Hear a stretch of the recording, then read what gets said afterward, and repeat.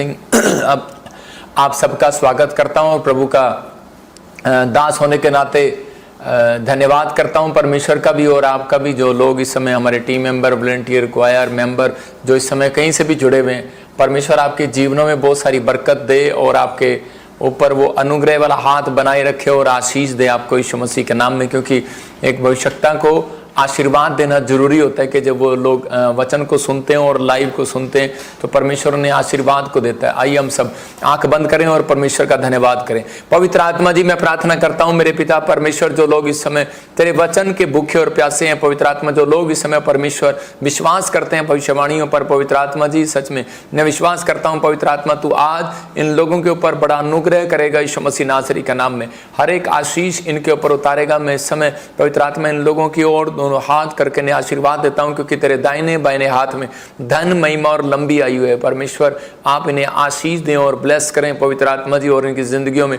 वो काम करें जो इन्होंने अब तक नहीं देखे मेरे पिता परमेश्वर।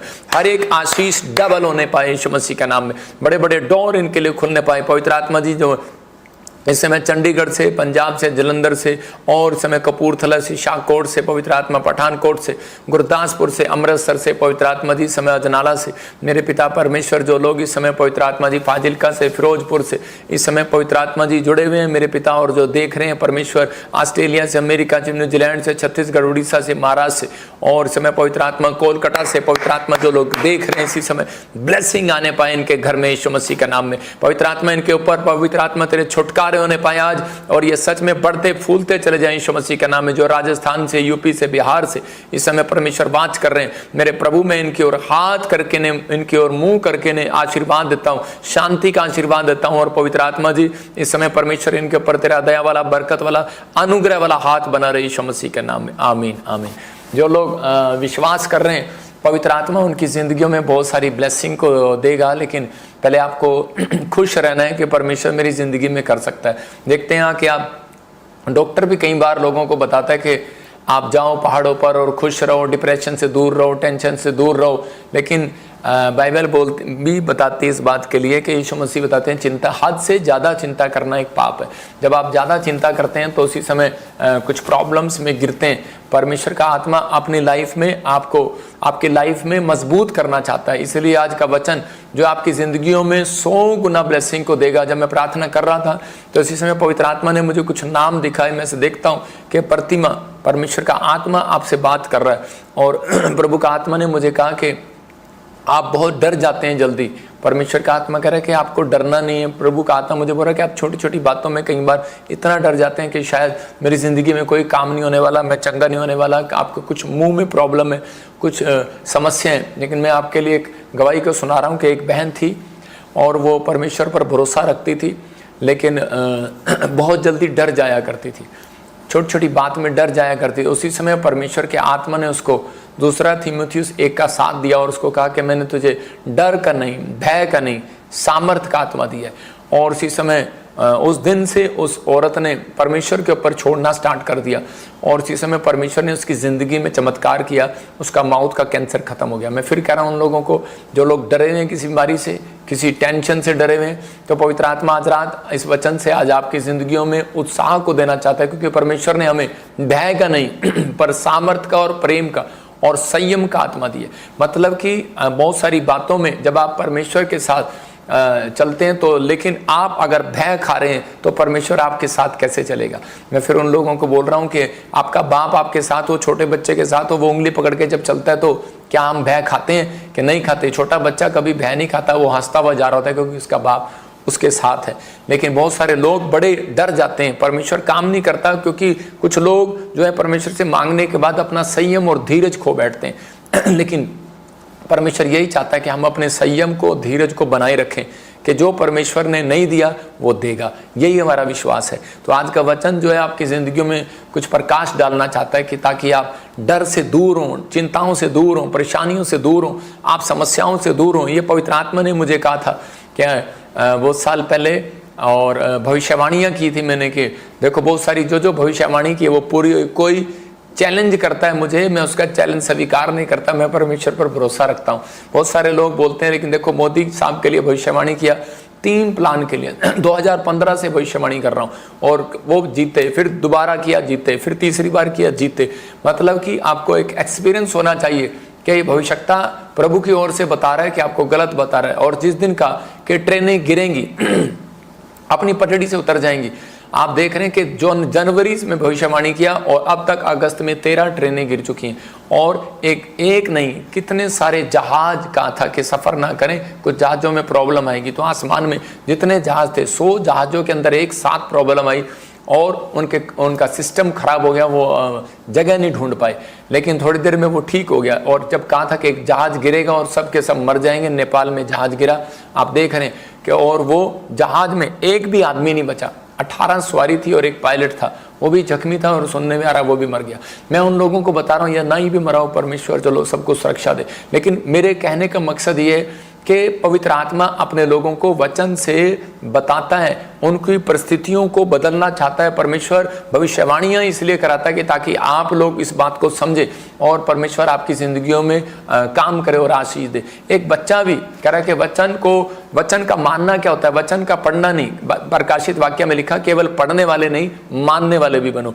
आप जाते हैं और टीवी लगाते हैं, कभी किसी का वचन कभी किसी का वचन सुनते हैं, उस वचन सुनने का कोई फायदा नहीं है कि जब तक आप अमल ना करें। आप वर्शिप करते हैं, कानों में लीड लगाते हैं, हु ला ला ला करते हैं, आप जो भी करते हैं, लेकिन उसी समय आपको क्या करना है, जब तक आप कहता है कि गीत अपने मन से नहीं गाएंगे। क्योंकि दाऊद बोलता है परमेश्वर मैं तेरे लिए एक नया गीत गाऊंगा, और परमेश्वर चाहता है, दाऊद को बोलता है, कहता है कि मेरे लिए नए नए गीत गाओ। मूसा को बोलता है मेरे लिए नए नए गीत गाओ। मूसा ने, सुलेमान ने, और कह रहे हैं कि अब्राहम ने, और जो भी इस समय परमेश्वर के अभिषिक्त हुए दाऊद को परमेश्वर ने प्रकाशन दिया और गीत दिया। हो सकता है कह रहा है कि आपको आवाज ना हो, आपके पास आवाज ना हो, आप अच्छा गा ना सकते हो, लेकिन परमेश्वर आपके दिमाग में एक नया गीत देगा, आप उसको लिख डालो और मैं आपको गा के दिखाऊंगा, या मैं गा के दिखाऊंगा या सिंगर गा के दिखाएगा। तो आप गा सकते हैं, आप कर सकते हैं, लेकिन परमेश्वर ने एक कॉलिंग रखी है आपकी। आज का हमारा टॉपिक है कि आपकी आंखें किसकी ओर लगी हुई हैं, किसकी ओर? पत्नी की पति की ओर लगी हुई आंखें, और बच्चे की माँ की ओर लगी हुई आंखें। संसार की बात कर रहा हूं कि संसार में आजकल हो क्या रहा है कि आपकी आंखें किसकी ओर लगी हुई हैं। आज बहुत सारे लोग प्रार्थना करने के बाद भी निराशा को क्यों देखते हैं, चिंताओं को क्यों देखते हैं, समस्याओं बीमारियों से छुटकारा क्यों नहीं पाते? क्योंकि उन लोगों को कहता है कि उनकी आंखें जो अपने पति की सैलरी की ओर लगी हुई हैं। पत्नी ये सोचती मेरा पति सैलरी लेकर आएगा तब काम होगा, मेरा दूध वाले के पैसे दूंगी, बिजली वाले के पैसे दूंगी, स्कूल की फीस दूंगी, और अगर मेरे पति को तनख्वाह नहीं मिलेगी तो मैं ठप। इसका मतलब उसकी आंखें कहाँ हैं? कहता है वो संसार की ओर लगी हुई हैं। लेकिन आज बच्चे की आंखें कहाँ लगी हुई हैं? बच्चे की आंखें माँ बाप की ओर लगी हुई हैं कि वो हमें पैसे देगा तो हम खाएंगे पिएंगे, हम स्कूल जाएंगे, हमें छोड़कर आएगा। लेकिन परमेश्वर का आत्मा चाहता है कि हमारी आंखें जो हैं कह रहे हैं कि परमेश्वर की ओर लगनी चाहिए। जब एक इंसान ने, एक विश्वासी ने अपनी आंखें परमेश्वर की ओर लगा ली तो उसी समय पवित्र आत्मा कहता है वो निराशा से बाहर आ जाएगा, वो चिंताओं से बाहर आ जाएगा। हो सकता है आप में से कोई बहन यहाँ पर ऐसी बैठी हो और वो आज बीमार पड़ गई और वो सोच रही हो कि शायद मेरे साथ ऐसा क्यों हुआ, मैं तो इतनी प्रार्थना करती हूँ, मैं तो इतनी लोगों की सेवा करती हूँ, लेकिन मैं बीमार क्यों पड़ी? परमेश्वर का आत्मा कह रहा डोंट वेरी, कहता है तेरी आंखें अगर परमेश्वर पर लगी हुई हैं तो वो तेरा समय आ रहा है, तो चंगी हो रही है यीशु मसीह का नाम में। लेकिन बाइबल बताती है कह रहे कि अगर आपने दुख मुसीबतों में अपनी आंखें परमेश्वर की ओर लगाना सीख लिया तो आपको शर्मिंदगी उठानी नहीं पड़ेगी। आज के बाद आपकी गवाहियां कह रहे कि जबरदस्ती नहीं दोगे आप, कहते हैं परमेश्वर स्वर्गदूतों को भेजेगा, आपकी टेस्टमनी एक नहीं 100 की 100 बनेगी इस महीने के अंदर। लेकिन बिलीव करना है कि हम परमेश्वर के जन हैं और परमेश्वर की ओर आंखें लगाएंगे। हम दूसरा इतिहास जब देखते हैं 2:12 में, वहां पर लिखा कि एक जगह पर योशापात के दुश्मनों ने जब उसको घेर लिया, और उसी समय जब उसको पता लगता है कि मुझे चारों तरफ से घेर लिया, तो उस समय हो सकता था कि योशापात भाग सकता था वहां से, कह सकता था परमेश्वर मैं तेरी ईमानदारी से सेवा करता आ रहा हूं मैं इस समय, लेकिन मेरे साथ ऐसी घटना क्यों घटी? लेकिन उसने क्या किया? उसका भरोसा जो था वो परमेश्वर पर था। हम पढ़ते इसको 20:12 में क्या लिखा? दूसरा इतिहास 20:12 में लिखा, मैं एक जगह पढ़कर सुना रहा हूं आपको। कह रहा हे हमारे परमेश्वर, क्या तू उनका न्याय ना करेगा? यह जो बड़ी भीड़ हम पर चढ़ाई कर रही है उसके सामने हमारा तो बस नहीं चलता, हमें कुछ सूझता नहीं कि क्या करना चाहिए। दूसरा इतिहास 20:12 क्या करना चाहिए, परंतु हमारी आंखें तेरी ओर लगी हैं। मतलब यहाँ पर यह व्यक्ति क्या कह रहा है कि परमेश्वर का दास कह रहा है, ये राजा जब इसके ऊपर चैलेंज कर दिया, जब इसको धमकी दे दी, तो इसको चारों तरफ से घेर लिया, तो उस समय में ये व्यक्ति क्या कर रहा था, कह रहा था कि तू मेरा न्याय करेगा। कहता है परमेश्वर तू तो न्याय करने वाला परमेश्वर है, क्या तू उनका न्याय नहीं करेगा जो तेरे दास को धमकी दे रहे हैं? क्या तू उनका न्याय नहीं करेगा जो तेरे प्रार्थना करने वाले लोगों से पंगा ले रहे हैं? क्या परमेश्वर तू न्याय नहीं करेगा जो तेरे दास के खिलाफ बोल रहे हैं? ये राजा कह रहा था परमेश्वर क्या तू उनका न्याय नहीं करेगा?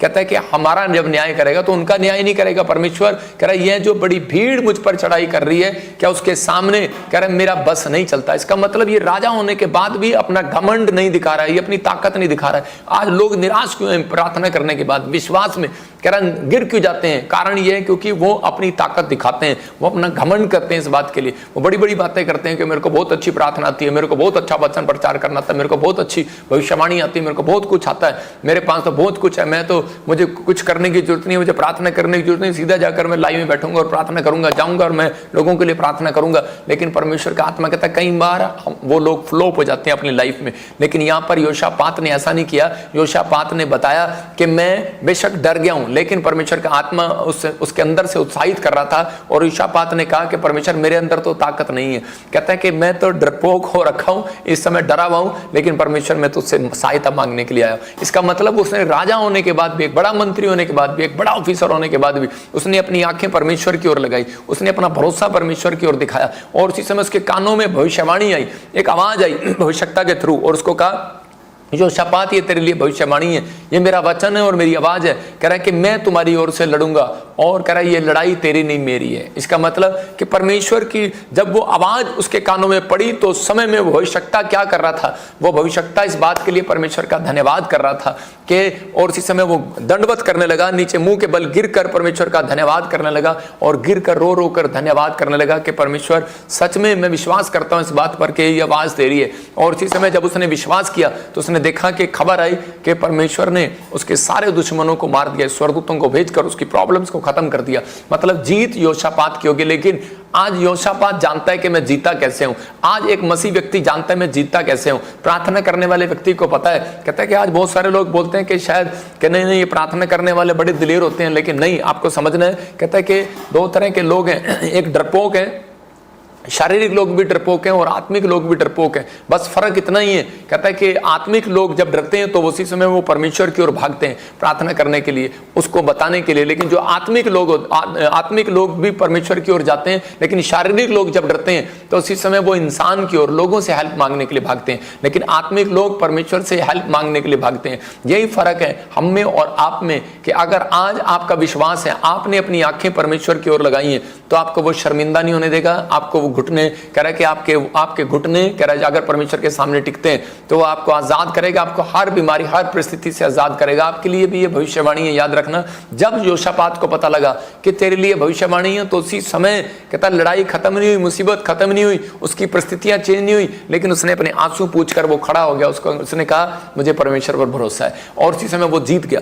अगली सुबह उसकी जीत की थी। याद रखना, यही बात आपके लिए भविष्यवाणी कर रहा हूं कि यही आवाज आपके लिए कहते हैं कि अगर आज आप कहेंगे कि परमेश्वर मैं कर्जे में हूं, मैं बीमारी में हूं, मैं किसी भी हालात में हूं, लेकिन परमेश्वर मैं तेरे पास आऊंगा और तेरे सामने प्रेयर रिक्वेस्ट रखूंगा। पवित्र आत्मा कहता है कि इसने मेरी ओर आंखें लगाई हैं, तो इसको हारना नहीं पड़ेगा, जीतोगे। याद रखना, कोर्ट केस है, जीत जाओगे। आज बीमारी है, मैं कह रहा हूं रिपोर्टें नॉर्मल हो जाएंगी, तूफान उठता है लेकिन याद रखना शांत भी होता है, लेकिन वो परमेश्वर के अनुग्रह से होता है। कई लोग अपने जीवन में तूफान को बढ़ा कर रखते हैं, लेकिन अगर आप चाहते हैं कि तूफान बढ़ता रहे तो प्रार्थना करना बंद कर दें। लेकिन मैं फिर उन लोगों के लिए कह रहा हूं कि जो लोग चाहते हैं कि परमेश्वर मेरी जिंदगी में काम करे, तो इसी समय आपको चुनाव करना है। इस व्यक्ति ने, योशापात ने क्या किया? दो चुनाव थे इसके पास।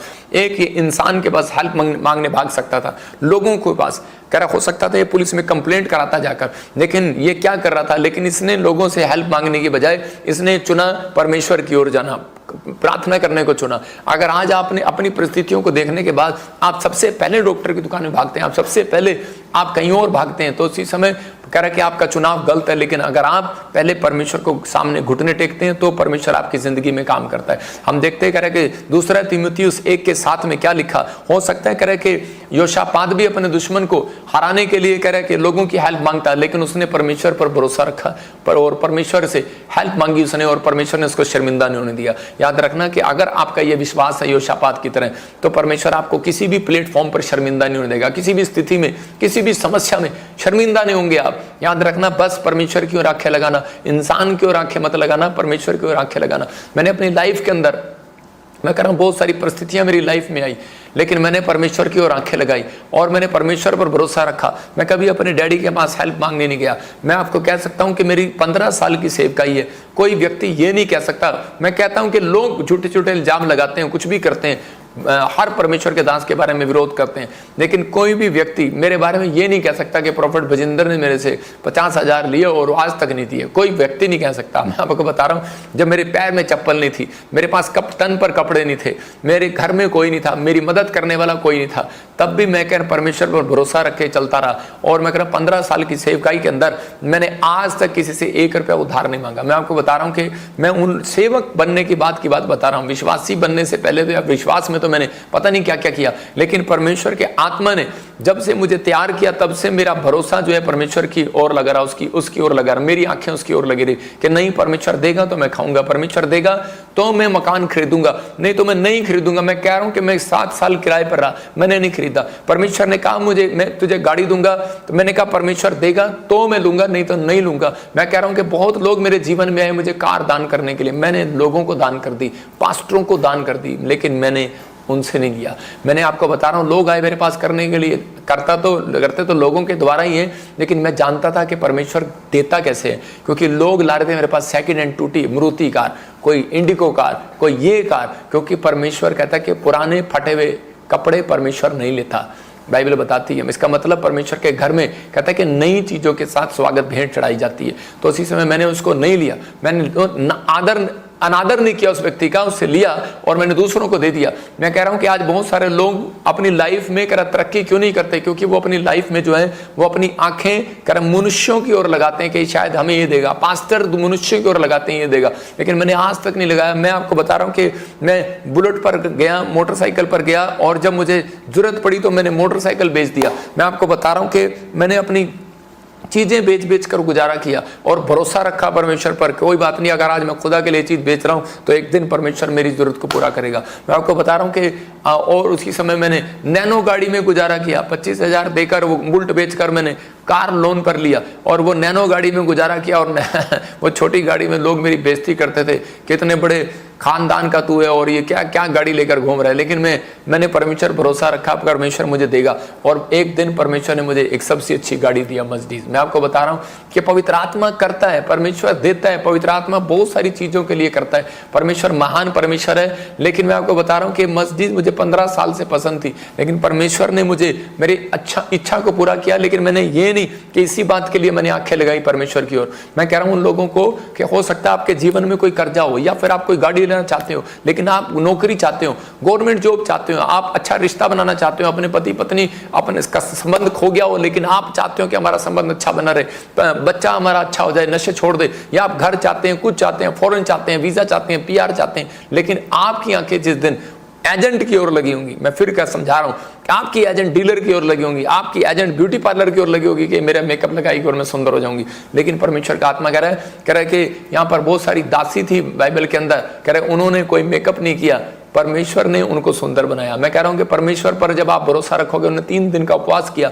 और इसी समय परमेश्वर ने उसको ब्यूटी कॉन्टेस्ट में नंबर 1 किया। मतलब प्रार्थना करने वाला सबसे आगे आएगा। याद रखना कि उपवास रखने वाले लोग आगे आएंगे, वचन पर चलने वाले लोग आगे आएंगे, प्रभु की महिमा करने वाले लोग आगे आएंगे, जो लोग आज्ञा पालन करेंगे। याद रखना कि पवित्र आत्मा उन लोगों का परमेश्वर है जो भरोसा रखते हैं परमेश्वर पर कि नहीं, पवित्र आत्मा तेरे वचन से बाहर नहीं जाऊंगा। याद रखना कि मैंने अपनी लाइफ में, और आपको भी ये सिखा रहा हूं कि कभी भी आप वचन से बाहर ना जाएं, कि परमेश्वर तेरा वचन कहता है कि नहीं, ठगी ठटोरी नहीं करना, रिश्वत नहीं लेना, तो मैं नहीं लूंगा।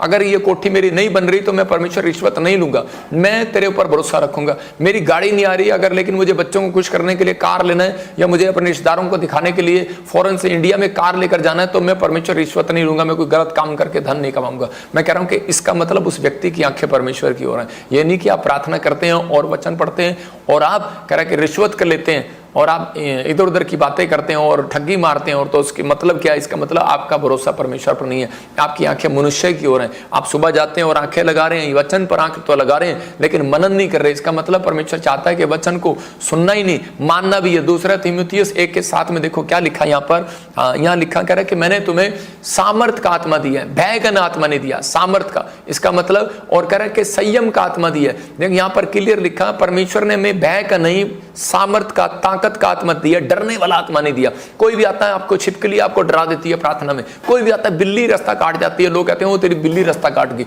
मतलब आज हो सकता है आपको कोई बीमारी आ जाती है तो उसी समय आप डर जाते हैं। परमेश्वर का आत्मा कहता है मैंने तुम्हें डर का, भय का आत्मा नहीं, मैंने तुम्हें सामर्थ का आत्मा दिया और संयम का आत्मा। मतलब बहुत बार कह रहे कि मैं इसी वचन से बता रहा हूं, लगा के रखना जरा, कि हिजकिया एक बार बीमार पड़ गया, उसको एक बहुत बड़ा फोड़ा हो गया, और फोड़ा होने के बाद उसी समय एक प्रार्थना करने वाला व्यक्ति है और वो राजा है, और उसी समय जब उसको फोड़ा हो जाता है तो उसी समय वो डर जाता है, लेकिन उसी समय उसको भरोसा था, वो एक आत्मिक व्यक्ति था, उसके उसी समय उसको ध्यान आता है कि परमेश्वर की ओर मुंह करना चाहिए मुझे। वो दीवार की ओर मुंह करके परमेश्वर से प्रार्थना करने लगा। तभी उसी समय परमेश्वर ने अपने भविष्यवक्ता को भेजा, यशायाह को, और उसके पास भेजा और उसको कहा, देख, कहता कि मेरा दास कह रहा है कि ये राजा जो बीमार है, इसको कह दे कि अब तू 15 साल और तेरी उम्र जीवित रहेगा, तू 15 साल तेरी उम्र बढ़ा रहा हूं, डर मत, डर मत। मतलब वो डरा हुआ था, लेकिन उस समय में हो सक रहा था, लेकिन उसने अपनी डर की आत्मा को भगाने के लिए उसने परमेश्वर का सहारा लिया। कुछ लोग अपने डर को भगाने के लिए, अपनी बीमारी को भगाने के लिए, हो सकता है कर्जे का डर हो, बीमारी का डर हो, किसी का पैसे देने का डर हो, या कोई पुलिस केस का डर हो, तो आप लोगों के पास भागते हैं पहले। लेकिन नहीं, पहले आपको परमेश्वर के पास घुटने टेक देने, चाहे आधा घंटा 1 घंटा आपको टेकने हैं परमेश्वर के सामने, फिर आपकी हेल्प आएगी। चाहे वो मनुष्य के द्वारा आए, चाहे वो कैसे इंस्ट्रूमेंट के द्वारा आए, चाहे वो कैसे भी आए, परमेश्वर आपकी हेल्प जरूर करेगा यीशु मसीह के नाम में, क्योंकि उसने डिवाइन हेल्पर मेरे और आपके लिए रखे हैं। लेकिन वो कब कह रहा है? जब आप परमेश्वर पर भरोसा रखते हैं और संयम रखते हैं। इस व्यक्ति ने क्या किया कि उसी समय परमेश्वर पर भरोसा रखा। 2-3 चीजें बता रहा है, कहता सामर्थ दिया, ताकत दिया परमेश्वर ने, तुम्हें डरना नहीं है, और इसी समय प्रेम, कहता है इसी समय इसने प्रेम रखा परमेश्वर से। इस बीमारी में कौन प्रेम रखता है? कैंसर की बीमारी हो गया इसको, और इसी समय हो सकता था कि ये व्यक्ति हिजकिया बार बार परमेश्वर को कोस सकता था, भविष्यवाणी पर वचन को उठाकर फेंक सकता था कि क्या मिला मुझे तेरे यहाँ मंदिर में आने के बाद, क्या मिला मुझे तेरे चर्च में आने के बाद, लेकिन मेरी जिंदगी में इतनी बड़ी बीमारी आ गई। और उसी समय उसने, हिजकिया ने परमेश्वर से फिर भी प्रेम रखा। डॉक्टर जवाब देते हैं इस बीमारी के लिए, डॉक्टर जवाब देते हैं, लेकिन हो सकता है कोई व्हील चेयर पर हो, कोई बेड पर हो, लेकिन उस समय उसने विश्वास रखा। इसको बोलते हैं प्रेम। तो उसने प्रेम रखा, उसने कहा परमेश्वर कि तू सब कुछ कर सकता है, और उसी समय उसने धीरज रखा, संयम रखा, और उसी समय संयम का आत्मा दिया, और उसी समय कि उसने विश्वास रखा, धीरज रखा, संयम रखा, नहीं परमेश्वर करेगा। तभी परमेश्वर ने उसके संयम को देखने के बाद, प्रेम को देखने के बाद, क्यों पहले भी आ सकता था परमेश्वर, घंटों घंटों क्यों से प्रार्थना कराई अगर वो इतना पवित्रताई में चल रहा था, लेकिन परमेश्वर उसके संयम और प्रेम को ढूंढ रहा था। और उसी समय जब उसने संयम और प्रेम दिखाया, तब परमेश्वर ने उस समय अपने भविष्यवक्ता यशायाह को भेजा और उसको कहा, ये अंजीर की टिकिया, एक पत्ते की टिकिया बनाकर इसके फोड़े पर रख दे और ये चंगा हो जाएगा। और उसी समय उसने लगाया और वो चंगा हो गया। मैं आपको बता रहा हूं कि वो परमेश्वर के बात को मानने से चंगा हुआ, अंजीर की टिकिया से चंगा नहीं हुआ। वो परमेश्वर के दास की बात मानने से चंगा हुआ। याद रखना, कह रहा कि आपका आत्मिक जीवन जब खराब हो जाता है, कह रहा है कि जब आप परमेश्वर के दास की बात नहीं मानते, जब आप वचन को नहीं मानते। मैं आपको ऐसी एक गवाही बता रहा हूं कि मेरी मिस्ट्री में मेरे पुराना एक मेंबर अमृतसर से जुड़ा हुआ था हमारे साथ, तो वो उसकी बेटी जो व्हील चेयर पर थी, जब वो लेकर आए तो वो उसके साथ हमारा एक बड़ा अच्छा संबंध है उसके माँ बाप के साथ। वो बड़े मतलब उसकी बेटी को देखने के बाद मेरा दिल बड़ा पिघल जाता था कि वो बच्ची बड़ी प्यारी थी। और उसी समय लेकिन वो बार बार मेरे पास लेकर आते, बार बार लेकर आते कि पापा इसको अभी इसी समय खड़ा करो, अभी इसी समय खड़ा करो, अभी इसी समय खड़ा करो। तो मैं उसको बोलता कि कोई बात नहीं बेटे, ये परमेश्वर की ओर से। और इसी समय लेकिन थोड़े दिन के बाद क्या हुआ, उसकी बेटी मर गई और मैं उनके जब घर पर गया, मैं आज तक किसी के घर पर नहीं गया, लेकिन उस व्यक्ति का, उस बच्ची के साथ मेरा एक प्रेम था। और उसी समय मैं उसके घर पर गया अमृतसर में, और उसी समय जब मैंने उसको जाकर उसकी फैमिली से मिला तो उसी समय उसकी मम्मी कि विश्वास देखकर मैं दंग रह गया। उसकी मम्मी ने कहा कि पास्टर जी, मुझे मालूम था कि आप भविष्यवक्ता हो और आपने हमें बताया नहीं कि हमारा दिल दुखेगा, लेकिन उस कहते कि हम समझ गए कि ये बेटी अगर बीमार ना होती, अगर इस हालत में ना होती, तो हम चर्च में कभी ना आते और हम परमेश्वर की सच्चाई को कभी ना जानते, हम परमेश्वर की महिमा को कभी ना जानते। तो इसका मतलब ये था कि कई बार कोई दुख आपकी लाइफ में जब आता है, कई बार कोई मौत आ जाती है किसी के घर में, कोई प्रॉब्लम आती है, कोई बड़ा हादसा आता है, तो आप डरे नहीं, निराश ना होए। इसका मतलब क्या है? परमेश्वर ने कहा कि आपको स्वर्ग देने के लिए बुलाया, आपको शांति देने के लिए बुलाया, आपको अनंत जीवन देने के लिए बुलाया। This is the last generation. मैं कह रहा हूं कि बाइबल के according this is the last generation. हो सकता है कह रहा 30 साल के बाद प्रभु आ जाए, मैं कह रहा हूं कि बहुत जल्दी प्रभु आ जाए, और इसमें बाइबल बोलती है कि बहुत जल्दी वो आने वाला, शीघ्र आने वाला। लेकिन मैंने उनको समझाया कि बेटे के आपकी जैसे ही मैं उस घर में घुसा, मुझे पहली बार एक दर्शन आया कि किसी के घर में घुसते ही कि एक स्वर्गदूत उस लड़की को अपनी गोद में लेकर खड़ा, और यीशु मसीह मुझे दिख रहा था वहां पर। तो मैं उसी समय देख रहा था, तो मैंने उसको बताया, मैंने कहा पहली बार मैंने किसी के घर में ऐसा देखा। मतलब कि ये पवित्र आत्मा की ओर से है कि परमेश्वर ने उस बेटी को इनके लिए रखा था। हो सकता है कि आपके घर में कोई हादसा हो गया हो, आपके घर में कोई एक्सीडेंट हो गया हो, आपके घर में कोई ऐसी बात हो गई हो जिससे आप टूट गए और निराश हो गए हो, लेकिन परमेश्वर का आत्मा कह रहा डरना नहीं, कह रहा मेरा बेटा है, मेरी बेटी सुन, अपने दिल के दरवाजे को खोल, कह रहा कि मैं तेरे भीतर प्रवेश करना चाहता हूं, तेरी चिंताओं को दूर करना चाहता हूं, तेरी समस्याओं को दूर करना चाहता हूं। वो तुझे छूना चाहता है, कहता है उस कर्ज से बाहर निकालना चाहता है, उन परिस्थितियों से बाहर निकालना चाहता है। लेकिन परमेश्वर ने ये टेम्पटेशन, ये डिप्रेशन, ये चीजें क्यों आने दी आपकी लाइफ में? वो इसलिए कि ताकि आप परमेश्वर के नजदीक आए। पवित्र आत्मा चाहता है कि वो लोग जीवन जिए। लेकिन अगर आप 70 साल जीने के बाद भी, उपदेशक की किताब बोलती है सब कुछ व्यर्थ है। अंबानी के पास कितना पैसा उसने आपने कह रहे कि बेटे की शादी में लगाया। मैं देख रहा हूं 1 महीने से वो फंक्शन ही फंक्शन करते जा रहे हैं, लेकिन इतना पैसा लगाने के बाद भी वो कहता है कि अपनी हेल्थ में सुधार नहीं कर पाया। मतलब कि वो हेल्थ में मतलब इतना सुधार, लेकिन कितना सुधार करेगा? लेकिन एक दिन, ठीक है वो पैसे के हिसाब से वो अपनी हेल्थ में सुधार कर रहा है, लेकिन एक दिन आएगा कि पूरी दुनिया के लोग देखेंगे कि हर व्यक्ति कह रहा है कि मरता है, कोई ना कोई तो मरेगा, लेकिन क्या होगा कि प्रॉब्लम तो उनको भी आएगी, लेकिन पर वो पैसा यहीं रह जाएगा। मैं फिर उनको बता रहा हूँ, सब लोगों को बता रहा हूँ कि उन लोगों में ध्यान रखना कि कोई बड़ा मंत्री है, कोई बड़ा अमीर है, कोई बड़ा धनी है या गरीब है, कहता है लेकिन परमेश्वर के सामने कहता है कि सिर्फ कहता उन लोगों का सम्मान किया जाएगा जिन्होंने धरती पर संयम रखा है या नहीं है, चंगा हुआ या नहीं हुआ, परमेश्वर उसकी संयम का इंतजार करेगा। जिसने प्रभु पर भरोसा रखा, अपनी आंखें परमेश्वर पर लगाई, पवित्र आत्मा कहता है कि उन लोगों की जिंदगियों में आज भी परमेश्वर बड़े बड़े काम करेगा। हिजकिया हो सकता था वापिस चला जाता कि मैं ठीक नहीं हो पा रहा, मैं छोड़ देता हूं परमेश्वर का, लेकिन इसने ऐसा नहीं किया। इसने अपनी आंखें परमेश्वर पर लगाई, परमेश्वर ये गीत है, तू चंगा कर या ना कर, परमेश्वर मैं तो तेरा हूं और तेरा ही रहूंगा। तो उसी समय परमेश्वर ने उसकी जिंदगी में वो चमत्कार किया, उसको हिजकिया को चंगा किया। ऐसा नहीं है, एक अन्य जाति भी चंगा होता है। देखिए जब उनका विश्वास है, अंबानी के लड़के का विश्वास था कि मैं डॉक्टर से चंगा होऊंगा, तो उसी समय उसने अच्छी दवाइयां खाई, डॉक्टर पर विश्वास रखा, तो उसी समय उसकी हेल्थ अच्छी होगी। मैं कह रहा हूं कि अगर आपका विश्वास डॉक्टर पर है, इंसान पर है, किसी पर भी है, लेकिन एक आस्था आपके अंदर होनी चाहिए, एक विश्वास आपके अंदर होना चाहिए। जब आप विश्वास करते हैं तो पवित्र आत्मा आपकी जिंदगियों में चमत्कार करता है। तो आज आपको बिलीव करना है कि आत्मिक भी डरता है, शारीरिक भी डरता है, बस फर्क इतना है कि शारीरिक परमेश्वर की ओर नहीं, कहता लोगों की ओर मदद मांगने जाते हैं, और लेकिन आत्मिक लोग, मैं शारीरिक लोगों से नहीं आत्मिक लोगों से बात कर रहा हूं कि आज के बाद आप कहां मदद मांगने जाएंगे। आपको फैसला लेना है कि मैं परमेश्वर अपने डर में, अपनी बीमारी में, अपनी समस्या में परमेश्वर तेरे पास जाऊंगा। मैं पवित्र आत्मा के वचनों से आपको बता रहा हूं, भजन संहिता 34:8 में लिखा, कह रहा परख कर देख यहोवा कितना भला है। कई बार वो हमें परख कर देखता है, कई बार वो परीक्षाएं आने देता है, कई बार परिस्थितियां आने देता है कि ताकि आपके घर में लड़ाई झगड़ा है। कई बार वो देखता है कि अगर आप लड़ाई झगड़े में क्या करने वाले हैं, आप बीमार पड़ने वाले हैं तो आप क्या करने वाले हैं। शैतान कई बार हमारे विचारों में डराता है, नहीं तू मर जाएगा, नहीं तेरे साथ ऐसा होएगा, लेकिन बाइबल बोलती है शैतान झूठा है, वो लायर है।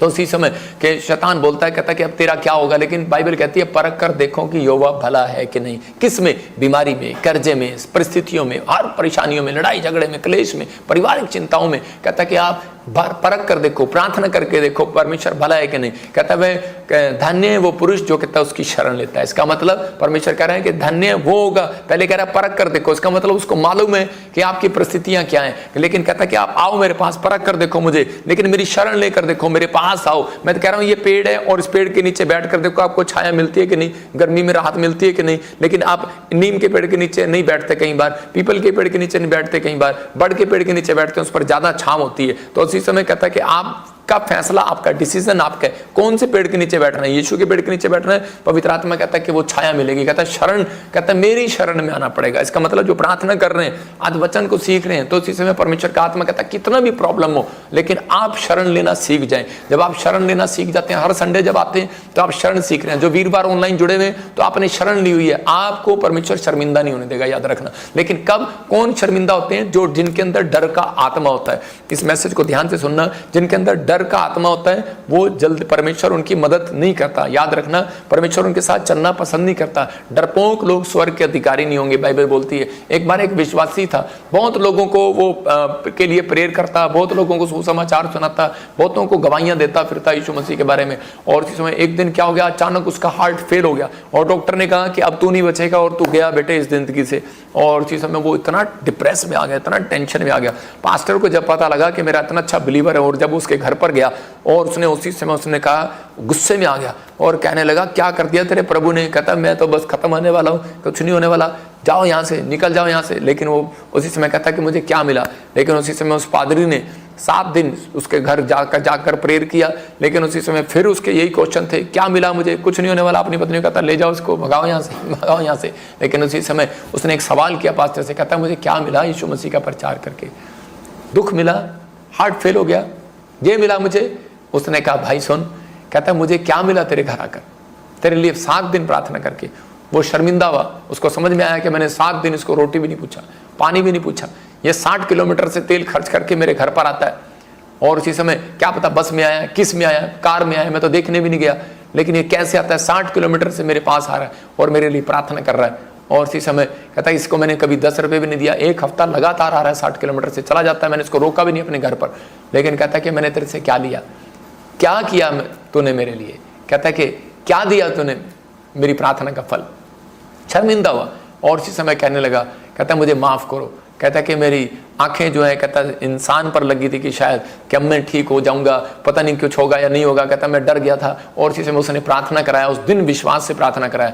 अगले दिन आप विश्वास करेंगे, डॉक्टर बोलता है उसकी रिपोर्टें नॉर्मल थी। याद रखना, जब तक परमेश्वर आपको परखता है, आग की भट्टी में ईंट को जब तक परखा जाता है, कह रहा है जब तक वो उसकी बस ना हो जाए। और इसी समय जब ईंट पक जाती है पूरी, बाहर निकाल कर उस पर पानी डाला जाता है, ठंडा किया जाता है। मैं कह रहा हूँ कि आपका पिस्टन गर्म हो रखा अंदर का, कि आज जब आप बीमार हो जाते हैं, कर्जे में होते हैं, समस्या में होते हैं, बूढ़े हो जाते हैं, काम नहीं बनता, पैसा नहीं आता, फाइनेंस नहीं आता, उसी समय आप कभी अंदर से पिस्टन जो है, बुलेट का जो पिस्टन होता है अंदर से गर्म रहता है, डग डग डग डग, गुस्सा आता रहता है। और ईंट के साथ भी ऐसा ही होता है, कह रहा है उसके ऊपर पानी डाला जाता है, पता अभी आपके भट्टी में से निकल के आई है, परीक्षा में से निकल कर आई है। तो हो सकता है, कहता है कि जब आप बीमार होते हैं, मैं ज्यादातर जो ज्यादा लोग बीमार होते हैं ना उनके घर पे कभी नहीं जाता, क्योंकि मुझे पता है भाई साहब उनके घर पर जाएंगे पिस्टन गर्म हो जाएगा।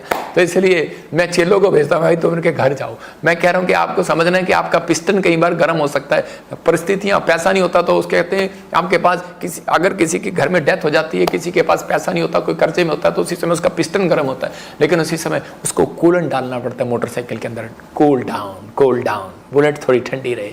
इसका मतलब कि आपको कूलेंट डालने का मतलब क्या है? जब आप बाइबल पढ़ते हैं, कुछ लोग सिर्फ बाइबल पढ़ते हैं और प्रार्थना नहीं करते, उनका पिस्टन हमेशा गर्म मिलेगा। कुछ लोग प्रार्थना करते हैं और बाइबल नहीं पढ़ते, उनका पिस्टन गर्म मिलेगा। मैं कह रहा हूं कि ये पिस्टन गर्म अगर ठंडा हो सकता है तो वो कूलेंट भी आपको डालना पड़ेगा। इसका मतलब कि आपको इसमें पेट्रोल ही नहीं, कहता है कूलेंट भी डालना पड़ेगा। ये आपकी बुलेट है, ये शरीर है, इसके अंदर आपको कहता है बाइबल ही पढ़नी पड़ेगी और प्रार्थना भी करनी पड़ेगी और परमेश्वर की बातों को अमल भी करना पड़ेगा, जैसा एक प्रैक्टिकल करने भी पड़ेगा। मैं बताता हूं आपको कि एक व्यक्ति को मैंने एक पेशेंट के लिए बुलाया कि उसको वो जो ऐसे मालिश करते हैं, मेरे दोस्त ने बुलाया, तो उसने उसको कहा कि भाई, कहता मैं ऐसे उसने 4 बार ऐसे किया तो वो औरत ठीक हो गई।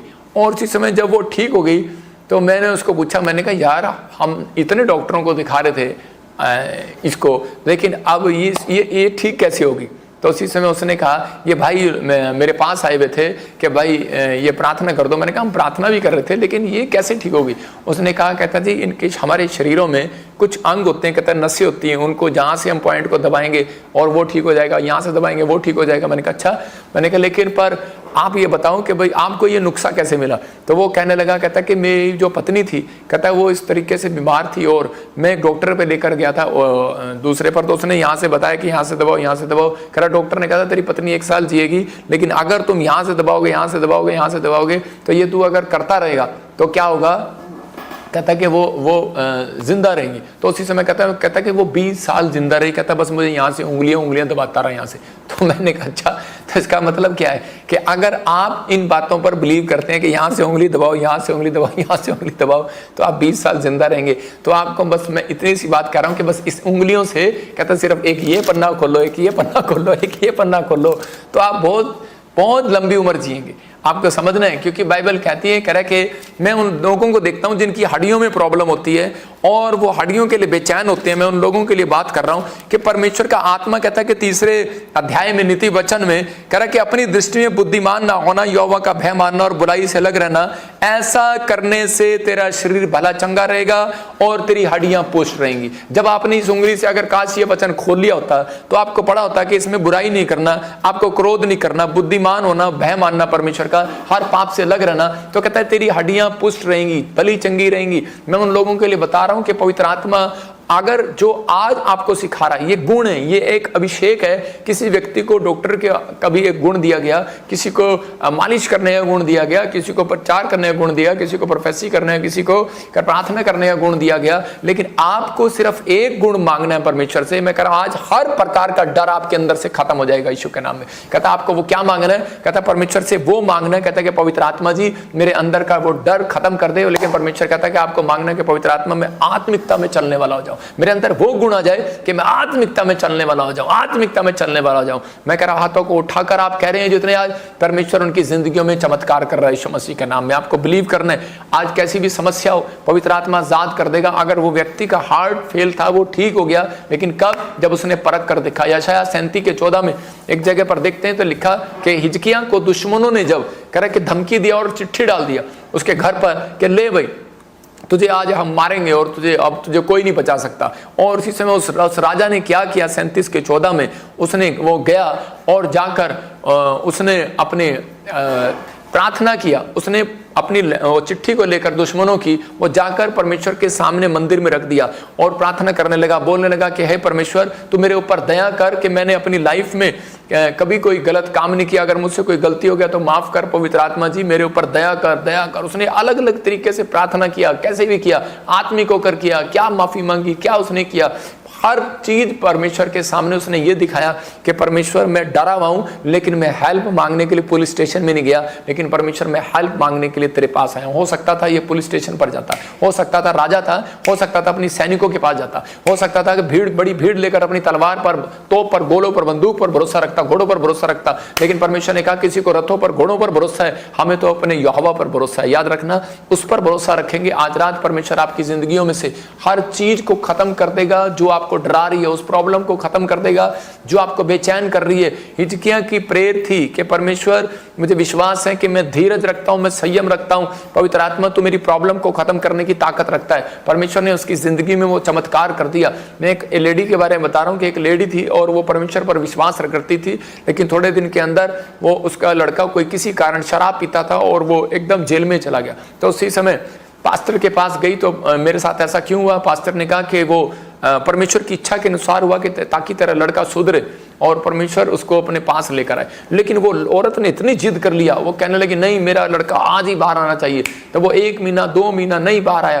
तो उसी समय वो जिद करके बैठ गई, कहती परमेश्वर अगर मेरा लड़का भी बाहर नहीं आया तो मैं जहर खा लूंगी। तो परमेश्वर ने कहा बेटे कि तेरा लड़का अगर अभी समय नहीं आया उसका, धीरज कर, धीरज कर। 3 बार उसको आवाज आई कि संयम कर बेटी, डर मत, संयम कर, संयम कर। लेकिन वो संयम नहीं कर रही है, वो जिद करी जा रही है और जिद उसने किया और परमेश्वर ने उसका बच्चा बाहर निकाल दिया। जैसे उसका बच्चा बाहर निकला तो उसी समय उसके दुश्मनों ने आकर उसको दाएं दाएं करके 3 गोलियां मारी, वो मर गया। और उसी समय वो बैठकर वहां पर रोकर सिर्फ रो नहीं रही थी, वो सिर्फ एक ही बात कह रही थी कि परमेश्वर तू सही कह रहा था, परमेश्वर तू सही कह रहा था, काश मैंने संयम रखा होता तो मेरा बेटा ना मरता, काश मैंने तेरे को तू अपने समय पर बाहर निकालता तो ना मरता। याद रखना कि हम कई बार अपने समय का इंतजार नहीं करते, हम परमेश्वर के समय का इंतजार नहीं करते, और इसलिए कई बार हम अपने संयम को खो बैठते हैं और हम अपनी जिंदगी में परेशानियों को देखते हैं। अगर आप अभी भी परेशान हैं, मैं कह रहा हूं कि बस परमेश्वर को कहना है, परमेश्वर मैं तुझसे प्रेम करता हूं, मैं विश्वास करता हूं, मेरी आंखें तेरी ओर लगी रहेंगी, मेरा मन तेरी ओर लगा रहेगा। मैं पवित्र आत्मा आज से